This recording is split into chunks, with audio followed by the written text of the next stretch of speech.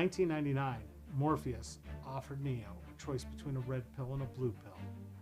In 2018, this country fractured between red and blue.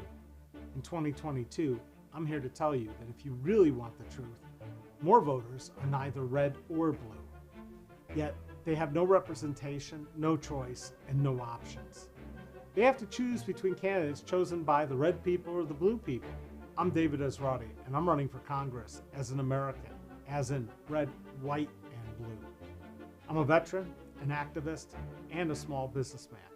I'm asking you to join me in reminding the professional politicians in Congress who their bosses are. I support ranked choice voting, campaign finance reform, and a verified voter information system, all so we can stop having the best politicians money can buy.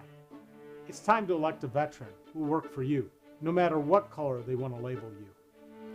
Please go to electesrati.com and learn more. I'm David Esrati, and I approve this message.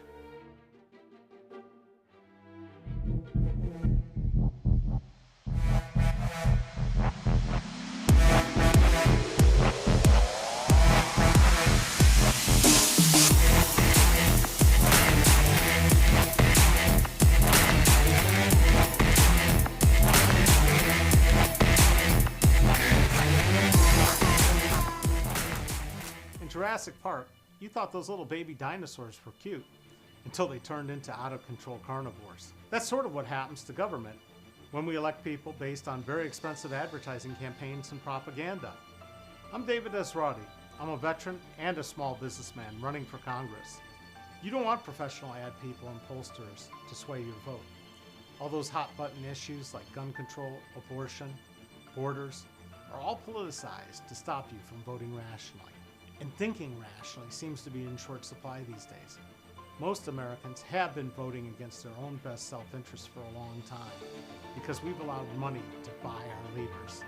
1 million Americans died in the last 2 years because our leaders couldn't lead. It wasn't that hard. Mask, distance, test, and then vaccinate. In an instant, we had billions to spend on healthcare for COVID, when for years we've been told we can't provide healthcare for everyone equally in this country. That's an unintended consequence of the pandemic. If you think about it, our government can pretty much do whatever it wants, or what the people who buy our politicians tell our leaders to do. We also had a ton of money to prop up businesses. The next thing you know, it turns out that a living wage was not only possible, but necessary. As a small businessman who won't sell you out to corporate interests and lobbyists, I can tell you that it's time to fully understand the consequences of companies like Amazon, Facebook, and Google and their effect on small business, and to remind you that small business is the #1 creator of jobs in this country. So this next election, don't trust this ad or any other political ad. Do your homework and think before you vote. It's time to put this ad man in Congress because I know that the best advertising is based on the truth, not the size of the budget or payola. Or you can just vote based on who has the money to buy their way into Congress and live with the consequences. I'm David Esrati, and I approve this message.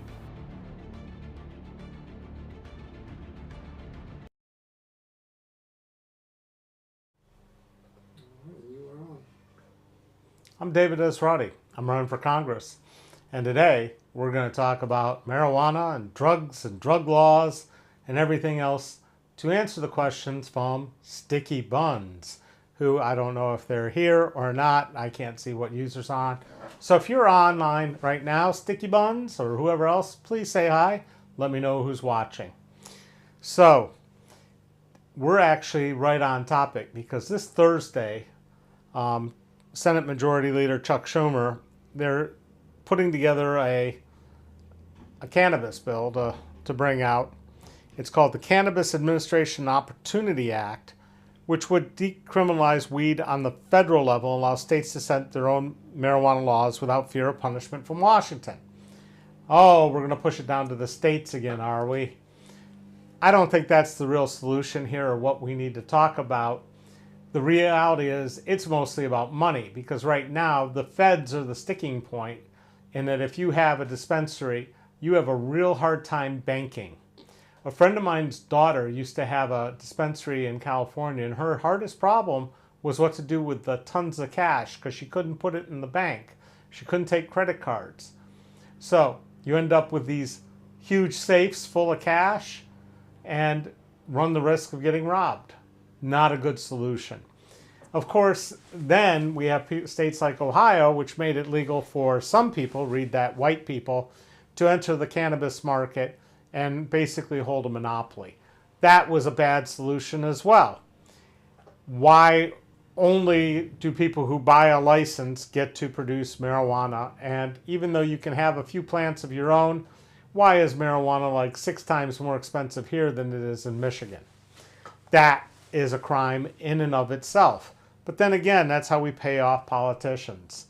I see we've got Bill Mavar, who read that some big corporations like Walmart and Mickey D's actually have people in the HR department to coach those seeking a raise on how to apply for federal assistance instead. Is this true? Well, Bill, that's not the subject we're doing today. We're talking about marijuana, okay? But we're glad you're here. So, Schumer's got this bill basically to make it easier to handle the money. And then some other people are trying to do it way cut down. Wait a second. I got the wrong one there. That was the one. Some other ones are doing a smaller bill. But his Cannabis Administration Opportunity Act would also expunge federal cannabis-related records and create funding for law enforcement departments to fight illegal cannabis cultivation. Why do they want to fight illegal cannabis cultivation? Because that's cutting out of the money men who bought their licenses. And it also establishes a grant program for small business owners entering the industry who are from communities disproportionately hurt by past drug laws. That's code for saying the black community and people who are poor.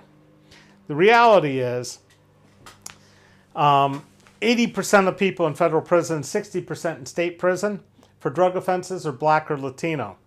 More than a quarter of drug-related arrests were black American adults, despite only being 13.4% of the population. So that basically says we've got another problem underlying all of this to begin with. All right. No, Bob Woodward, this is not Esrati Hour or anything else. This is a town hall.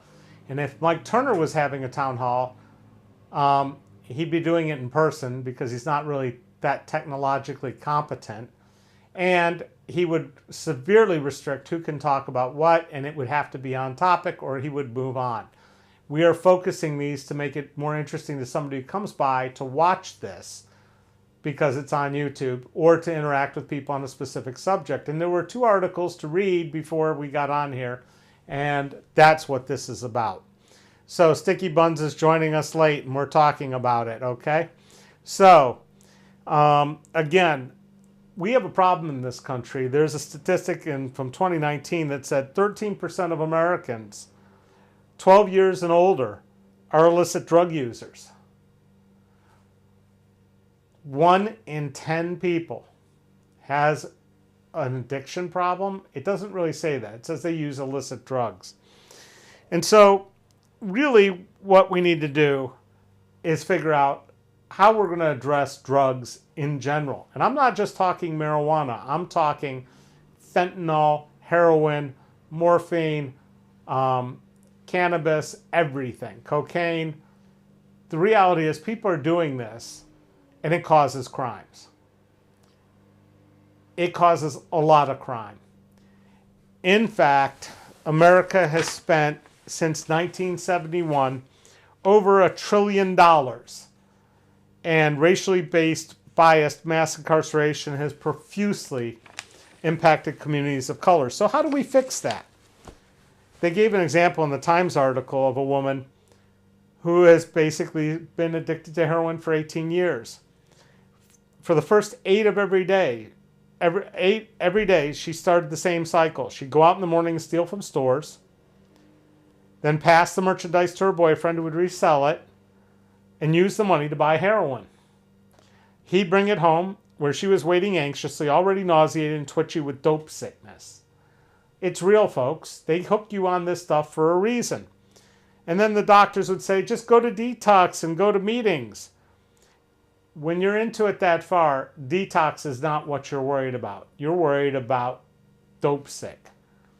And it doesn't happen. So in British Columbia, they're trying a new approach. And it's not the first people to do it because they've been doing it in Portugal for a while. They talk about harm reduction. And there's various ways of looking at it, but basically treating addiction as a health issue is the start. Shifting the criminal approach to a public health one, the Portuguese model, which is based on humanism, seeing people with drug problems as people with an illness. That doesn't necessarily mean a stigma. You don't have a stigma with diabetes. You don't have a stigma with leukemia. You don't have a stigma with cancer. The problem is some people are very easily addicted to drugs. I get told this all the time by the person that I take care of who's mentally ill about his issues with alcohol and other drugs. He says, well, you're not an addict. You don't have any, vices like that. And it's true. When I had my surgery, I took the painkillers for a day, and then I was taking ibuprofen and Tylenol, and that was it. I don't like being on drugs. I've had a lot of friends suggest that I do LSD, but again, I'm afraid to try it if there is no guarantee that it's medically pure. I see a whole bunch of comments here. So I'm going to review really quick.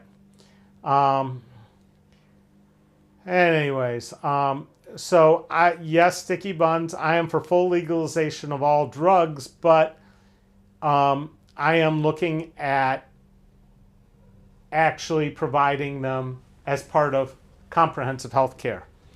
And they've been doing this in British Columbia. They've been doing it in Portugal. And in Portugal, the number of heroin users dropped from about 100,000 before the law to 25,000 today. They have the lowest drug-related death rate in Western Europe, with a mortality rate a tenth of Britain's and a 50th of the United States. The number of HIV diagnoses caused by injection drug use has plummeted by more than 90%. Delegates from the United States and other Canada, including APA's Amanda Clinton, PhD senior, arrive regularly to see this model. Supervised injection sites is something that even Gary Leitzel brought up as mayor of Dayton. I believe that the only way we're going to make a dent in this is to make sure that people don't live in fear for their lives by being either dope sick or dead. And they don't know what they're getting when they're buying drugs off the street. And it's costing us all, through their deaths, through the emergency services, to just the wreckage it has on a family. We have a house around the corner where a woman had it for her kid. She's a realtor. I've known her for years, and she put her kid there, and he got more than a few times. They came out, he had a needle in his arm, he was passed out, they revived him, and then one time they didn't. And the damage it does to families, it's not fair. We don't treat mental health or addiction at all in this country. We try some things. I hope Virgil McDaniel from Project Cure is watching this, or does watch it, because I spent some time one day sitting in his parking lot in the morning for the morning rush for, I can't say the name of the drug. It's a methadone substitute. And people are pulling up in nice cars, well-dressed. These are people who are addicted, that are operating within society and doing okay, but still need the drugs to get them through the day, because it's so hard to get off these drugs. That's why they sued the hell out of the people who made oxycodone and had the huge settlement. It's become an epidemic. That's Purdue.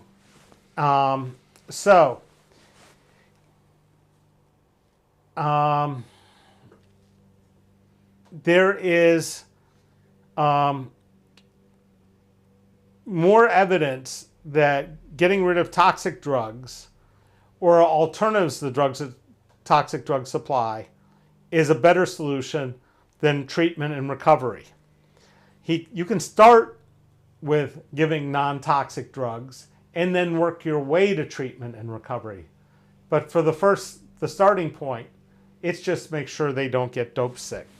So Vancouver is absolutely got this full tilt. They have supervised injection sites with biometric machines that dispense prescription hydromorphone.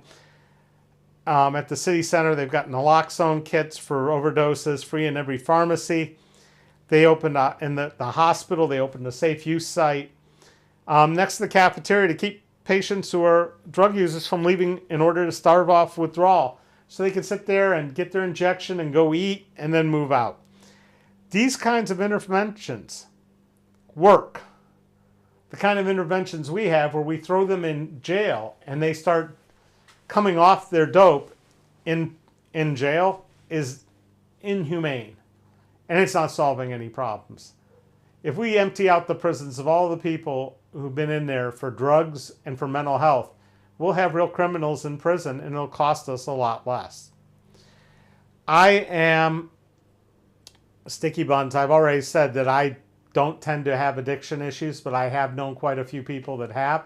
Everything from alcohol to, yes, I know somebody who still does heroin every day in addition to her methadone because that's what she needs to get by. She's worked as a prostitute.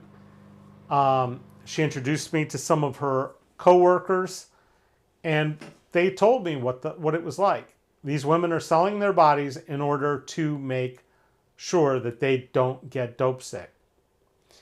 That's not a solution, and I'm not okay with it. I'm also wondering why Americans still seem to think that we should sell our government to the highest bidder, and the pharma companies have poured money into Congress. I tried to get him to come on here, but one of my staff has a condition called ulcerative colitis. It's not a comfortable thing to have. It's part of the autoimmune system that causes the problem, causes a great deal of bowel irritation. And the solution, of course, is a drug that costs $4,000 a month called Humira. You might have seen it advertised on television because, you know, everybody needs to know about Humira and all of its problems and the side effects. But why they're spending that kind of money on that and then charging $4,000 a month, and it's costing all of us. So he was on that, and he was on some other drugs for blood pressure medication and some other things. And it was rather expensive, and then somebody prescribed medical marijuana to him. Bye-bye Humira and the $4,000 a month bill. Goodbye blood pressure medicine. He went from chemically based treatment to an all-natural treatment. The sad thing is in Ohio, he pays a lot more than if he drives up to Michigan to get the exact same brand of marijuana. We have a racket that helps the drug industry keep people on drugs so that they can make money. We don't treat people, we make money off of people. We treat per procedure, we pay per procedure. We don't pay for health care, we pay to make people money. We need a comprehensive re-evaluation and approach to all illegal drugs. We need to look into the effects of psychedelics that are being used to treat depression. We need to look into just providing drugs for those who want them and trying to treat them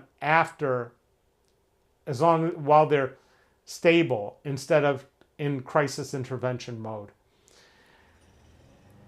I don't see any other questions here. I appreciate Sticky Buns for asking the question. I hope I've answered. If you have a subject for a future video, please put it in the comments below and we'll get to it. If you have any interests or questions about my campaign, go to electesrati.com. You can read up there. And soon we'll have the campaign finance reports posted from the last campaign finance cycle. And you can see where Mike Turner gets his money and where I do. If you like these kinds of town halls, please remember to subscribe and to hit the notify bell so you can hear every day when we go live. I try to post on Twitter, on the Elect Esrati Facebook page, and on my personal Facebook page with the topics are by usually mid-afternoon, and even have links to articles that we might be talking about. There are lots of articles about harm reduction and looking at legal injection sites and making sure people have good, clean, safe drugs to treat their addiction with. And I think it's the only humane way to approach things. I'm not Mike Turner. There's a huge difference between me and Mike Turner.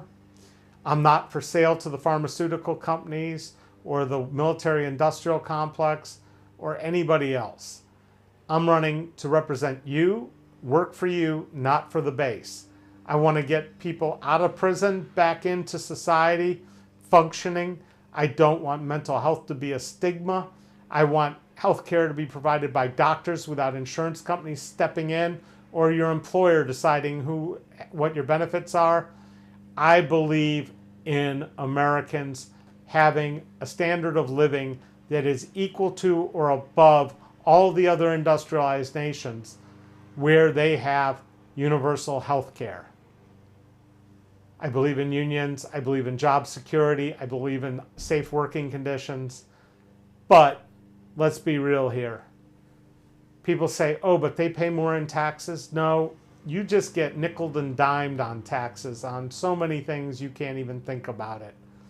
The reality is you have the best politicians money can buy, and the people buying them aren't you. Let's fix that. November 8th this year, please vote Esrati. And I appreciate you all for stopping by and watching. And we'll see you tomorrow. Thank you.